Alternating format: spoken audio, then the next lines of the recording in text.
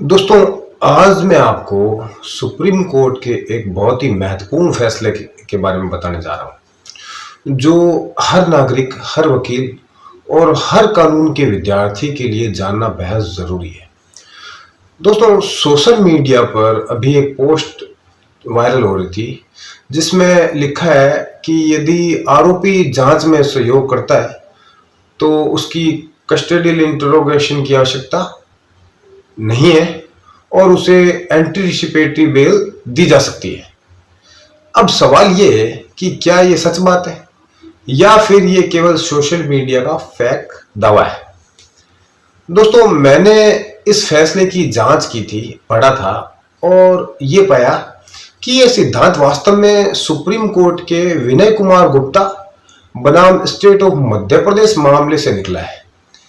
लेकिन इसे समझने के लिए केवल एक लाइन पढ़ लेना काफी नहीं है, इसके पीछे पूरा कानूनी सिद्धांत समझना बहुत जरूरी है।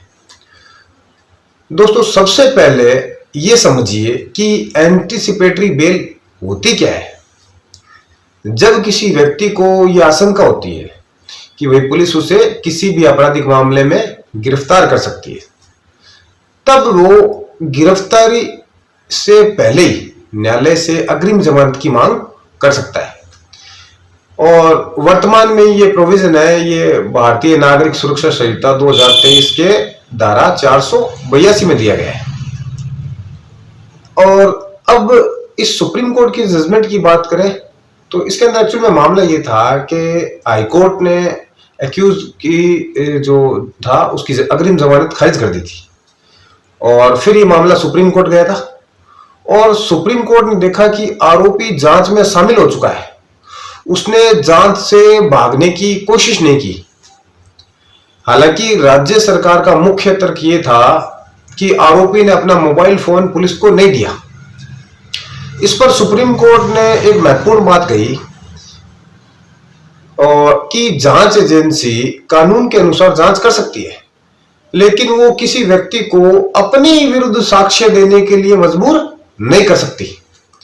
जांच में सहयोग करने का मतलब ये नहीं है कि व्यक्ति अपने संवैधानिक जो कॉन्स्टिट्यूशनल राइट है उनको छोड़ दे और अनुच्छेद 20 क्लोज 3 द्वारा जो प्रदत्त अधिकार है उनकी ये बात तो विपरीत हो जाएगी। इसके बाद इस जजमेंट में सुप्रीम कोर्ट ने कहा कि चूंकि आरोपी जांच में शामिल हो चुका है और फिलहाल उसकी हिरासत में पूछताछ की आवश्यकता नहीं दिखाई देती, इसलिए उसे अग्रिम जमानत का लाभ दिया जाना चाहिए। लेकिन ध्यान रखिए, कोर्ट ने यह नहीं कहा कि हर मामले में केवल जांच में शामिल होने से अग्रिम जमानत मिल जाएगी। ऐसे तो कल को कोई भी मर्डर कर देगा और पुलिस को कह देगा मैं जांच में सहयोग करने के लिए तैयार हूं, तो मुझे एंटीसिपेटरी बेल दे दो। तो समझना बहुत इंपॉर्टेंट होता है और यही सबसे महत्वपूर्ण बात है जिसे सोशल मीडिया पर अक्सर छिपाया जाता है। सिर्फ ऊपर जो कुछ शॉकिंग लाइन है वो लिख दी जाती है, जबकि सुप्रीम कोर्ट ने कोई नया सार्वभौमिक नियम नहीं बनाया है। सहयोग करो और जमानत पक्की है, ये कोई सार्वभौमिक नियम नहीं है। न्यायालय जो कोर्ट है, कोर्ट ने केवल इस विशेष मामले के तथ्यों पर आधारित निर्णय दिया है कि उस समय आरोपी की हिरासत में पूछताछ की आवश्यकता नहीं थी।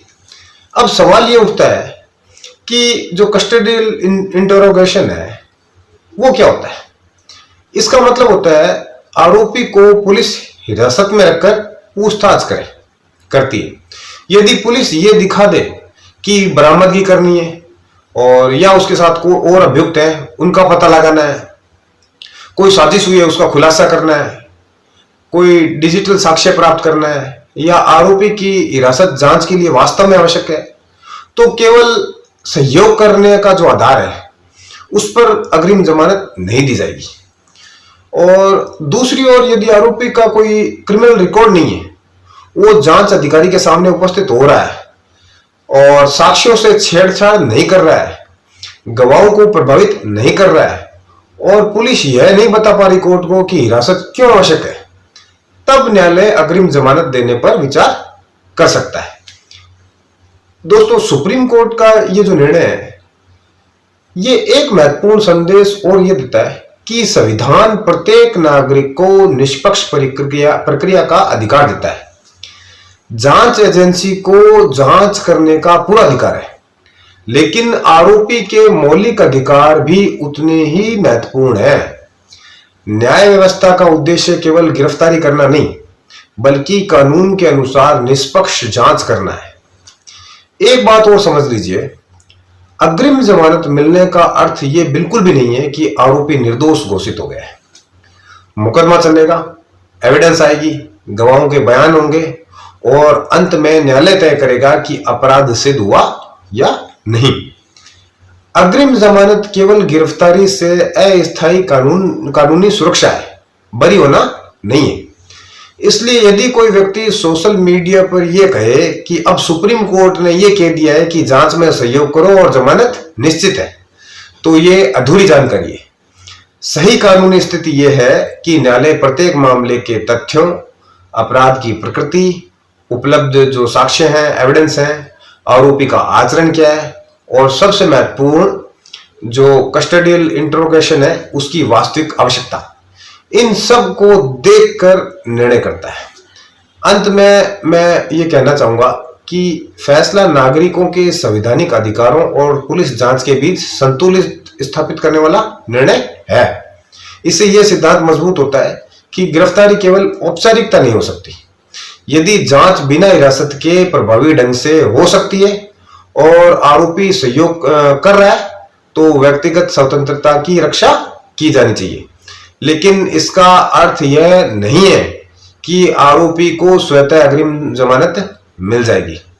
प्रत्येक मामला अपने तथ्यों के आधार पर तय होगा। यदि आपको यह कानूनी विश्लेषण उपयोगी लगा हो तो वीडियो को लाइक करें और अपने साथी जो एडवोकेट्स हैं, कानून के जो स्टूडेंट्स हैं, आम नागरिकों के साथ इसको शेयर करें।